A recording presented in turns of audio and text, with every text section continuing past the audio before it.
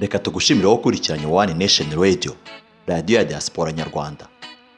Kuri uyu munsi twahisemo kugaruka ku gice cya kabiri cy'ikiganiro twakugejejeho butambutse ubwo twakubwiraga ku ruhare rw'abanyarwanda mu rugamba rwo kubohoza Uganda. Gusa mbere yo kukubwira ibi, reka twibutse ko burya hambere u Rwanda rutarahuzwa ngo rube igihugu Kigali, hahozeho ubwami bwa Gisaka, aho bwigeze kuyoborwa na Kimenyi. Uyu Kimenyi yari afite umutware yikundiraga, akaba Rugomwa wari umugesera w'umuzirankende.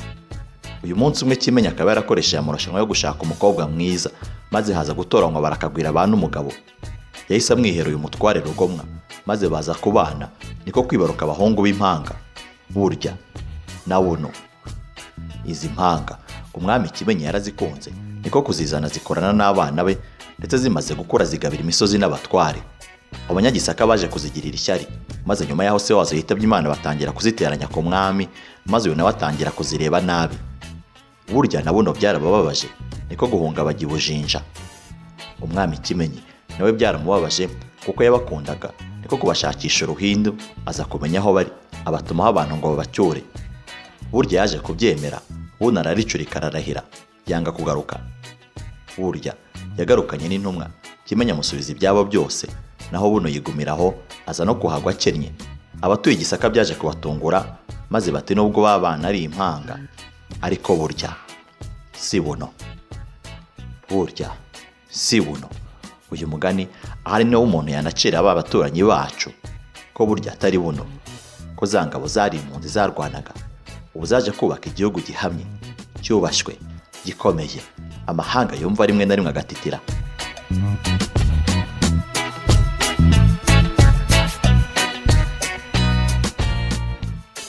Uyu munsi turi buze kugaruka byimbitse ku basirikare nyirizina b'abanyarwanda bagize uruhare mu kubohora Uganda. Turi buze gukoresha inkuru ya Tom Ndahiro muri The New Times yo mu kwezi kwa 4 kwa 2021. Iyi nkuru ikaba yarashimangiraga uburyo abanyarwanda bagize uruhare mu ntambara yo kubohoza Uganda, nyuma yaho Uganda isa nkaho ibihakaniye. Tariki ya 15 Mata 2021, ikinyamakuru cya leta ya Uganda The New Vision cyatangaje inkuru ifite umutwe ugira uti Michela Longo yibeshye ku banyarwanda bari muri NRA. Ubirebye neza, ni inkuru yari igamije gupfobya uruhare rw'impunzi z'abanyarwanda mu rugamba rwo kubohora Uganda rwatangiye mu mwaka wa 1981 rukagera mu 1986, ari narwo rwagejeje Perezida Museveni ku butegetsi. Muri iyi nkuru umwanditsi atangira agerageza gupfobya akamaro abo basirikare bagize muri urwo rugamba, akagira ati nta gushidikanya ko hari abanyarwanda bari mu barwanyi ba NRA, nkuko harimo abagande batandukanye baturuka mu moko atandukanye. Ibi bisa nk'ayo umwanditsi yiteguye gupfobya ibitambo by'abantu benshi baguye ku rugamba, harimo impunzi z'abanyarwanda n'abagande basanzwe, ndetse akanapfobya ababyeyi bohereje abahungu n'abakobwa babo ku rugamba, kuko bizeraga ko ariyo nzira yonyine izabageza mu kubohoza igihugu cyabo, ndetse ku banyarwanda igashyira iherezo ku ihohoterwa bakorerwaga. Benshi barapfuye kandi ntabwo bazongera kubabona ukundi. Kibabaje ariko ni uko abantu bungukiye muri ibyo bitambo ari bo bafata iya mbere mu gusebya ububabare bw'ababuze babo bakundaga, bakanatesha agaciro abapfuye. Ni ubwibone burya gutesha agaciro mu buryo budasobanutse umusanzu w'abasirikare bato baba bazwiho kugira ubutwari n'umuhate ku rugamba. Mu by'ukuri mbere na nyuma yo gufatwa kwa Kampala, batayo za mbere, ya 7, ya 11, ya 13, ya 19 na 35 zari zigizwe ahanini n'abanyarwanda. Bigaragara ko bagombaga kuba bararwanye mu buryo butazwi, kuko abategetsi b'i Kampala ubu bahisemo kubibika. Ntabwo muri Uganda gusa hirengagijwe abasirikare bato, ahubwo n'abayobozi babo barirengagijwe. Nk'ubu se abo barwanyi bakaze b'abanyarwanda bari muri NRA bakaba mu myanya myiza y'ubuyobozi wa Museveni yagenderagaho n'abahe? Mu biganiro n'abarwanyi batanu bari kumwe na NRA ku rugamba mu 1981, uyu mwanditsi yatunguwe n'uburyo bashobora kuba bibuka mu buryo bworoshye, bitabaye ngombwa ko basubira mu nyandiko. Abarwanyi 40 b'abanyarwanda bari mu bayobozi bakuru mu ntambara ya NRA. Abo barwanyi bagarutse ku nkuru z'uburyo bagenzi babo barindwanyi zikomeye bakiriho, ndetse banibuka baguye ku rugamba bari kurwanira NRA, igisirikare cya Uganda, ari nako basobanura uburyo abo barwanyi batabarutse bari ku ruhembe rw'umuheto. Ikindi kandi bavuze ko bafite inshingano zo kwibutsa ubutegetsi bw'i Kampala ubutwari bw'abo barwanyi, kuko basa nk'ababibagiwe uruhare bagize kugira ngo Museveni agere ku butegetsi. Uwa mbere yagize ati urifuza kumenya abasirikare bakuru b'abanyarwanda bari muri NRA cyangwa urifuza kumenya bari mu nzego nkuru gusa?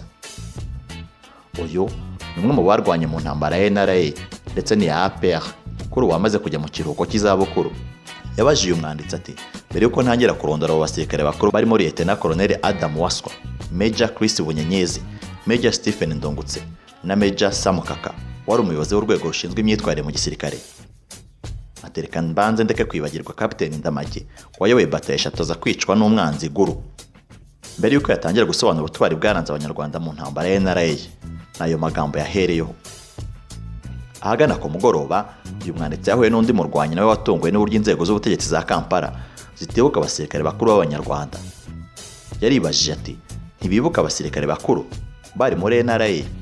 Mbere yuko uyu nawe arondora amazina y'abo basirikare bakuru ndetse na batayo bari barimo muri NRA, yabanje kuvuga kuri Captain Tadeo Gashugi wari muri batayo ya 9, Twahirwa Dodo wari muri batayo ya 21, Micho Edison wari muri batayo ya 35, Wilson Bagire wari muri batayo ya 13, Edward Karangwa wari muri batayo ya 95, Sam Byaruhanga wari muri batayo ya 6, Wahabu wari muri batayo ya 55 na Lieutenant Fred Nyamurangwa wari umuyobozi wa batayo ya 27. Sabo gusa kandi kuko muri ibyo biganiro undi musirikare warwanye intambara ya NRA yarondeye abarimo Kiza Wilex, Boniface Bitamizire, Tadeo Gashumba, John Gashumba, Vedaste Kayitare, Paul Katabarwa, Fred Maregenya, John Gashugi, Emmanuel Kanamugire, Mateo Twagirumukiza, Nathan Ngumbayingwe n'abandi benshi Kampala yirengagije. Nyuma y'ibyo biganiro, uyu mwanditsi yasohotse yumva ko yaza ko yaravuganye n'abasirikare 10 bahoze muri NRA. Urutonde rw'abasirikare b'abanyarwanda bari muri NRA rwari kugera ku basirikare 100 bakuru, nubwo ubutegetsi bwa Uganda buvuga ko batari bazwi.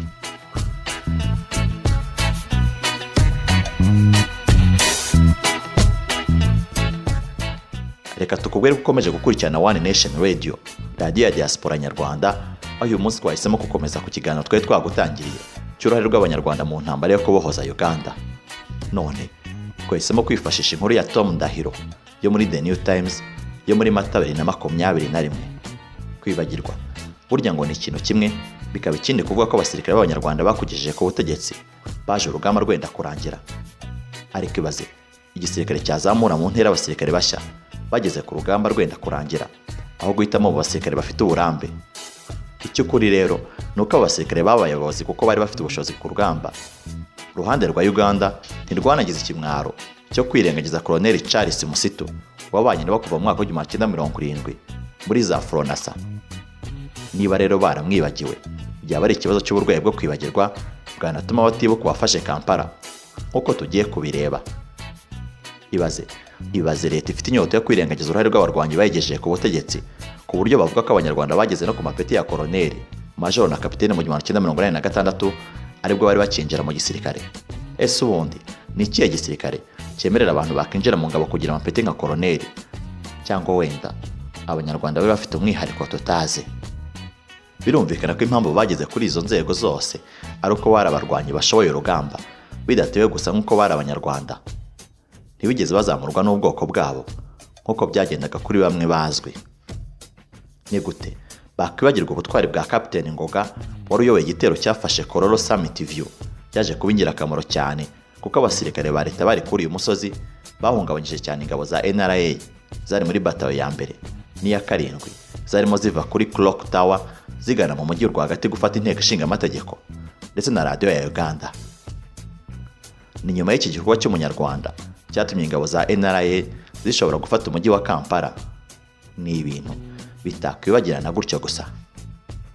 Nindese wakwibagiwe igitero cyo mu 1984 Isingo cyendaga guhitana General David Tinyimfunza n'abandi bayobozi b'ingabo muri NRA barimo General Henry Tumukunde, ubwo itsinda rito ry'abanyarwanda barimo Kangaho na Gatsinzi bazaga kubatabara. Tinyimfunza yari umuyobozi w'ubutasi, akaba ari nawe wari usigaye ayoboye ibiro bya NRA Isingo na Sick Bay. Muri Sick Bay hari Tumukunde wari warashwe mu kuguru ndetse n'abandi bayobozi b'ingabo bagizwe abanyabitangaza mu mwanya w'abanyarwanda. Uretse itsinda rito ryari ku biro bikuru, abandi bari bagiye kurwana i Hoima. Tinyimfunza yakiriye amakuru y'igitero gikomeye cy'umwanzi ku biro bikuru, ayashingira afata umwanzuro wo kwimura ibiro n'ivuriro ry'abasirikare abikura Isingo. mu nzira agenda ari kumwe n'ingabo ze hamwe n'ibyo avurisha baje kugwa mu gico cy'umwanzi. Muri icyo gihe ubwo ubuzima bw'abo barwanyi bwari mu kaga, haje kuza agatsiko k'abanyarwanda babyivangamo, bararwana, baca intege umwanzi, baramutsimbura. Ikibabaje ni uko nyuma y'aho abo basirikare b'abanyamurava bagiye bicirwa mu mirwano itandukanye. Nka Gatsinzi yaje kugwa muri Gulu, mu gihe Kangaho yaguye ibirembo hafi ya Kabamba muri Mubende.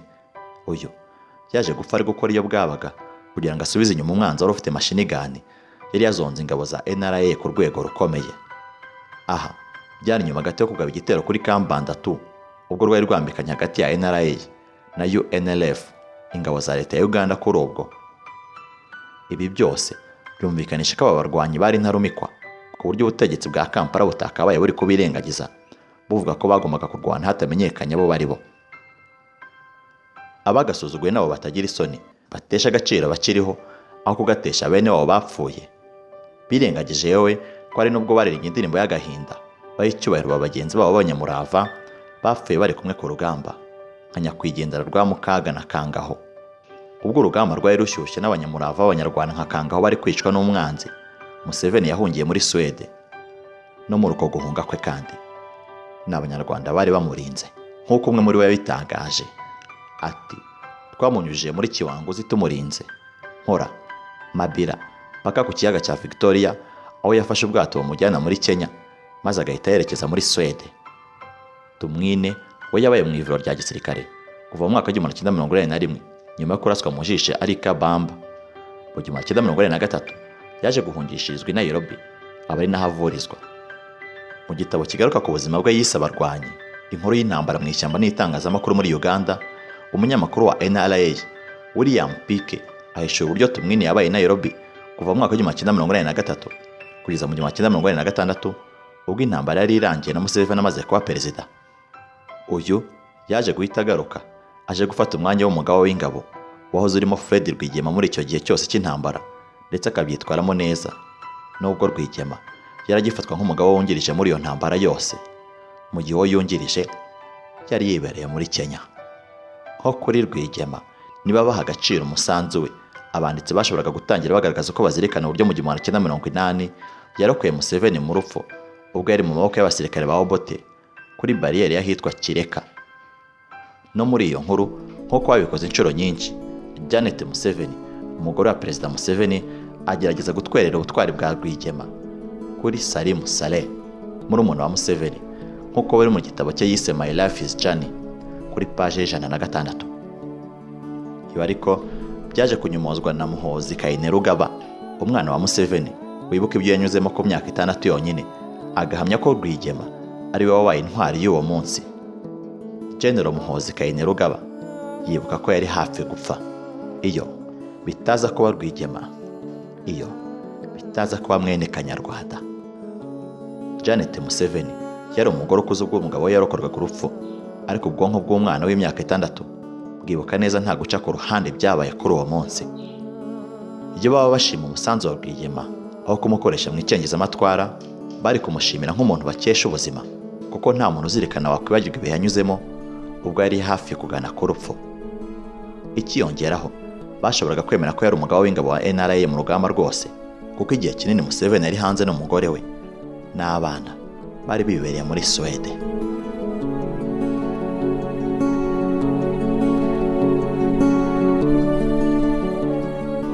Uracyakurikirana One Nation Radio, radiyo ya diaspora nyarwanda. Uyu munsi twahisemo kujya byimbitse ku rugamba rwo kubohora Uganda, ku ruhare rw'abanyarwanda, ndetse n'amazina by'umwihariko yakoze ibi ngibi, nyuma yo kubagezaho igice cya mbere mu kiganiro giheruka. Ukwirengagiza ko umwanditsi kugaragara muri ya nyandiko y'ikinyamakuru cya The New Vision cya leta ya Uganda kuva ko mu 1991 izi mbaraga zitagaragara za NRA zatangije igitero ku Rwanda, aho Rwigema wafatwaga nk'intwari yishwe ku munsi wa mbere w'urugamba. Iyo abasirikare bakuru ba RPF baza ko abanyantege nke mu gutangiza igitero, NRA yo yari imeze ite ku buryo igaba igitero ku birindiro bya Kabamba n'intwaro 27 bahanganye n'ingabo zikomeye mu gitero cyaho Eli Tumwime yakomerekeyemo. Iki twarakikubwiye mu kiganiro gitambutse ubwo hatangizwaga urugamba rwo kubohora Uganda. Gusa urebye aho hantu wasanga Singa ari ahantu h'umurambi hameze nko mu Mutara. Ukwisuganya kwa RPA kwari gufite intego yihariye. Urugamba rwa RPA cyangwa se APR rwo kubohora igihugu rwari rukomeye cyane kurusha urwa NRA kubera impamvu zitandukanye. Imwe nuko mu gihe cy'intambara ya Ruwero yari igizwe n'udutero shuma kandi tukagabwa ahantu hizwe neza bigaragara ko habereye kurasana. Nyamara mu ntambara ya APR yo kubohora u Rwanda ahantu harwanirwaga hari henshi kubera ko ari intambara yeruye. Hiyongeraho ko twarwanyaga umwanzi wahabwaga ubufasha n'ingabo z'amahanga zarimo Abafaransa, Ababiligi, Abanyazayire ndetse bamwe muri bo bafatiwe ku irasaniro. Mu yandi magambo, RPA ntiyarwanaga n'igisirikare bavuga ko cyaciwe intege, kidahembwa cyangwa kitifitiye icyizere. Rwari urugamba rukomeye rw'aho ingabo zarwanaga n'izindi kugeza intsinzi ibonetse. Intumwa ya Uganda yigeze kwandika iti, nananiwe kumenya umuhati udasanzwe w'Abanyarwanda bari muri NRA, bigaragara ko bagomba kuba bararwanye mu ibanga rikomeye. Rero ntiwavuga ko Abanyarwanda bavuye muri Uganda mu 1990 bari abantu b'intege nke, kuko icyakurikiyeho cyo kubohora u Rwanda cyaje kwerekana ukundi kuri. Abenshi mu basirikare banindaga Perezida Museveni mu 1986 bari Abanyarwanda. Umutwe urinda Perezida, Presidential Protection Unit PPU, wongeye kuvugururwa ubwo bari bahavuye mu 1990. Mu barindaga Perezida Museveni barimo Kapiteni Charles Muhire wari ushinzwe ibikorwa by'amahugurwa ndetse na Kapiteni Charles Ngoga wari umuyobozi wa PPU, umutwe w'abajepe ba Museveni. Kuri ubu abayobozi ba Uganda barashaka kumvisha abaturage babo ko igihugu cyabo cyari cyaravuye mu ntambara ubwo Abanyarwanda bavaga muri Uganda, kandi amajyaruguru yacyo yari mu midugararo ndetse n'umutwe urinda umukuru w'igihugu ntabwo wari ufite ingabo zikomeye ku buryo batoranyije mu ngabo zisanzwe bagombaga kurinda perezida. Mu buryo ubwo ari bwo bwose, icyuho cyasizwe no kugenda kw'Abanyarwanda cyashegeshe mu buryo bumwe cyangwa ubundi iyi ntambara yashyizweho iherezo mu myaka 20 itambutse. Igenda ry'abofisi b'Abanyarwanda ryakangaranyije Uganda kugeza ubwo mu 1995 ishami ry'abofisiye ryayoborwaga na Major, ubu ni Major General kuri ubu, Andrew Kagame, ryoherejwe muri Uganda bisabwe na Museveni kugira ngo hagerwe umurongo w'imikorere muri Entebbe, Jinja hamwe na Kampala. Mu mezi 12 yonyine ingabo zari ziyobowe na Major Kagame zarwanye inkundura kugeza zifashe ikibuga cy'indege cya Entebbe, radar igenzura ibikorwa bitandukanye y'intsamizi yari Entebbe hafi y'ibiro bya perezida, zifata urugomero rwa Owen Falls Dam hamwe n'inganda zikomeye z'isukari muri Rugazi zarimo Madvani. Icyari gihanzwe amaso cyane mu bikorwa remezo by'ubukungu harimo ikibuga cy'indege cya Entebbe hamwe na Owen Falls Dam byafashwe n'ingabo za APR nk'ahantu hari hafite agaciro gakomeye cyane. Kuri ubwo urugamba rwo kubohora u Rwanda rwari rwararangiye, gusa Museveni yari yarakiriye amakuru ko hari igihugu cy'igituranyi cyiteguraga kugaba igitero kuri Uganda kandi kigasenya Uganda binyuze mu bitero by'indege, mu gihe umutwe wa Joseph Kony wari kunyura mu majyepfo winjiriye muri Jinja ugana Kampala. Museveni ntabwo yashatse kwitesha amahirwe yo gukoresha Abanyarwanda ndetse yari azi neza aho yakura igisirikare gikakaye, biza no kurangira gisabye ubufasha. Uwahoze mu gisirikare cya NRA hamwe na RPA yagize ati, iyo bashaka kuvuga ku nkuru z'intambara mu ishyamba dufite nyinshi kandi ziruta izabo, bagomba kwitonda, bari gufungura agaseke kuko ibi bintu tuzabivuga kandi ntabwo bazamenya aho kwihisha.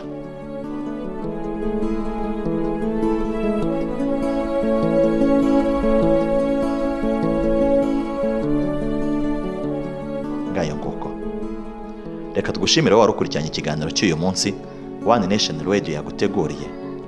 Iyi ni radio ya Diaspora Nyarwanda. None twagarukaga ku ruhare rwimbitse rw'Abanyarwanda mu ntambara yo kubohora Uganda, twifashishaga inkuru ya Tom Ndahiro.